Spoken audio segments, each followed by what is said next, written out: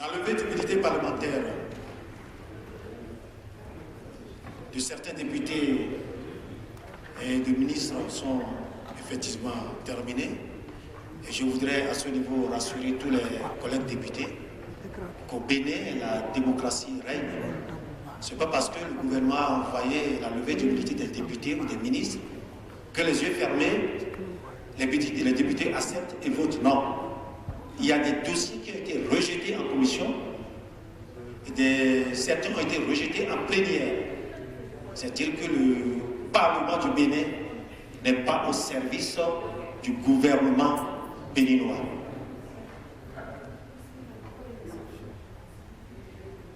En ce qui concerne la lutte contre la corruption, cela se passe dans les deux camps. Il y a effectivement des anciens dirigeants qui ont été épinglés.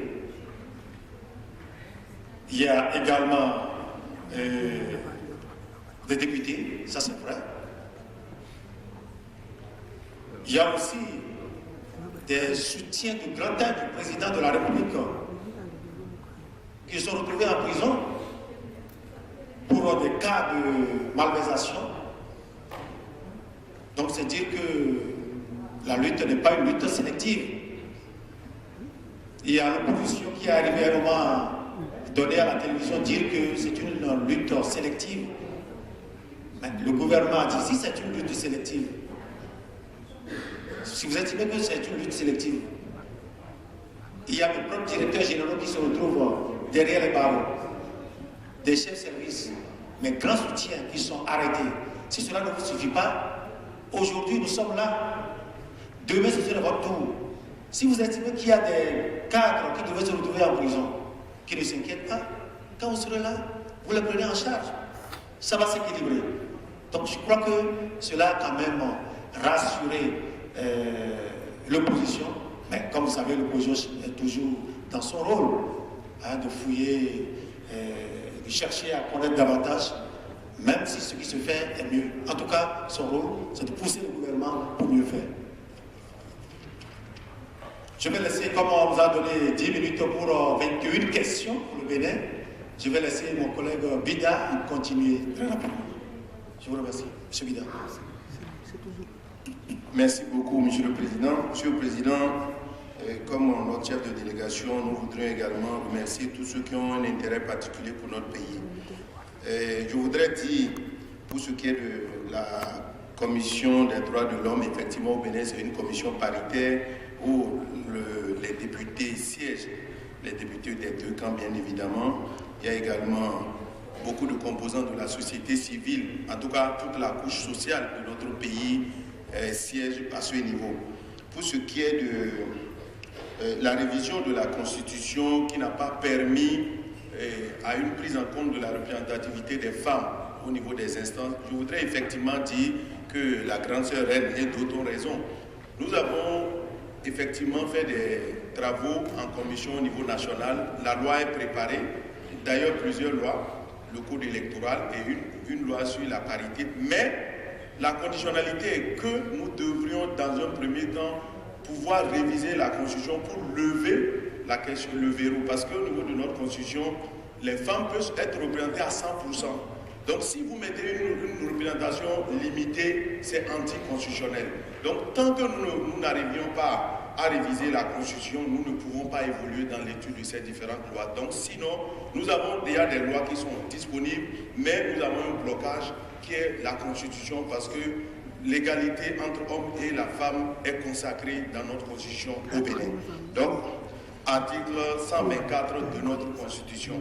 Donc, vous avez appris, 60 députés sur 24 ont approuvé la révision, mais dans le système béninois, il y a une majorité qualifiée pour pouvoir réviser. 21 personnes sont contre, mais cela n'a pas pu avancer. Donc, c'est ce qui justifie le fait que nous n'avons pas pu adopter la loi. Pour ce qui est de Arche, c'est une mesure, c'est une option sociale du gouvernement de la rupture, c'est l'assurance pour le renforcement du capital humain. C'est vraiment c'est un programme très vaste qui prend en compte beaucoup tout ce qui est volet social, c'est vraiment mis dans ce programme et c'est un programme très vaste. Si vous le voulez, prochainement, nous allons revenir en détail pour permettre à d'autres pays peut-être de faire l'expérience du Bénin. Pour ce qui est du nouveau code électoral, évidemment, il y a APK qui a voulu savoir si nous n'avons pas exclu. Je voudrais rassurer APK que dans aucun pays au monde, nous ne pouvons pas disposer des lois où la légalité est absolue. C'est impossible. Mais ici, nous n'avons pas voulu exclure parce que même avant, la caution, par exemple, pour les présidentielles était de 15 millions. Il y a des Béninois qui sont capables d'être présidents, mais qui n'avaient pas 15 millions. Aujourd'hui, nous avons voulu quand même être conformes à notre loi. Nous avons une loi qui autorise pour les élections présidentielles à dépenser 2,5 milliards. Pour les élections législatives, la loi autorise une dépense de 30 millions. Nous avons dit, comme c'est les montants qui sont remboursables, pour aller aux élections, il faut déposer une caution de 10% du montant autorisé. Donc nous sommes conformes, pour faire conforme à nos lois, et nous devrions vraiment avoir des mesures. C'est pour dire que ce n'est pas des mesures qui excluent. La loi même a déjà prévu depuis plus de 20 ans que pour aller aux élections, il y a des plafonds de dépenses. Donc nous avons mis 10% de caution, mais c'est des cautions. Une fois que vous allez aux élections, après, si vous êtes vraiment compétitif, on vous rembourse. Et même, on vous rembourse non seulement votre caution, mais une partie de vos fonds de campagne. Vous êtes remboursé. Donc, le montant est de 10%. Si vous allez au présidentiel, la dépense est 2,5 milliards. 10%, ça fait 250 millions. Pour les législatives, nous avons 83 députés. Par député, c'est 3 millions, donc ça fait 249 millions, parce que le montant autorisé pour dépenser pour les législatives, c'est 30 millions. 10% de 30 millions, ça fait 3 millions. Les 249 millions, c'est pour toute la liste. C'est l'ensemble des députés du pays, ce n'est pas pour un pas député. Un seul député et son suppléant, c'est 3 millions. Pour ce qui est de la charte des partis, il y a Alifa qui a voulu savoir si nous n'avons pas voulu exclure ou empêcher la création de petits partis. Je crois que ce n'est pas le cas parce que nous avons constaté qu'au Bénin, nous avons quelques problèmes de fonctionnement. Il y a des partis qui se créent, qui ne fonctionnent pas. Donc nous avons mis maintenant des exigences au niveau de la charte des partis, ce qui fait que les gens ne peuvent pas créer par fantaisie des partis politiques. Si vous créez un parti politique désormais, il faut que l'État puisse être sûr que vous êtes présent dans tous les départements. Il faut que l'État puisse être sûr que la démocratie interne fonctionne.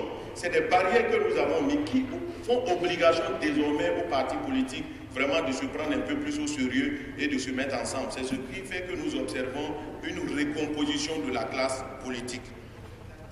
À peu près, nous voudrions éviter, nous voudrions vraiment ressembler aux grandes démocraties. Pour des élections prochaines, vous verrez que nous n'aurions plus de 6 partis, 5 à 6 partis qui vont se former. C'est des blocs. Donc c'est des blocs qui vont se former et c'est la loi. Ce n'est pas interdit. N'importe qui peut créer son parti au Bénin. Pour ce qui est de l'affaire Adjavon, nous voudrons rassurer les collègues ici présents que le Bénin vraiment respecte la séparation de pouvoir. Le pouvoir exécutif joue son rôle, le pouvoir législatif joue son rôle, le pouvoir judiciaire joue son rôle. L'affaire Adjavon est devant pendant les tribunaux. Ce n'est pas une affaire de l'exécutif. Le pouvoir judiciaire est totalement indépendant au Bénin. Donc à ce niveau, je ne crois pas qu'on puisse qualifier cette affaire de chasse aux sorcières. C'est une affaire purement pénale, c'est une affaire de justice. Donc ce n'est pas une affaire qui regarde nous les politiques. Donc c'est ce que nous pouvons dire par rapport à ça. Pour ce qui est des critères de convergence, il y a effectivement la grande sœur reine qui a voulu savoir pourquoi nous avons utilisé le terme « respecterait ». Parce que vous savez, en bon économiste, on ne peut pas avoir des données macroéconomiques à des périodes données. Je réponds en même temps celui qui a voulu savoir pourquoi c'est les données de 2017. Nous ne pouvons qu'avoir des prévisions de 2018 en ce moment. Et nous avons donné des prévisions de 2018. Aujourd'hui, pour tout pays, ce qui peut être disponible, c'est les données macroéconomiques de l'année N-1. L'année en cours, personne ne peut disposer des données de l'année en cours. Donc c'est ce qui a fait que vous n'avez que des données de 2017. Mais nous avons donné des indications sur la prévision de 2018, même de 2019. Nous avons donné des perspectives et vous aurez pu constater. Pour ce qui est des prélèvements communautaires, effectivement, il y a un lapsus calameux entre la page 14 et la page 15. Si vous lisez bien, tel que nous avons dit, au niveau de la page 14, effectivement, ce n'est pas nous qui l'avons dit, la CAF, dans le rapport du CAF, c'est bien dit, le Bénin est à jour.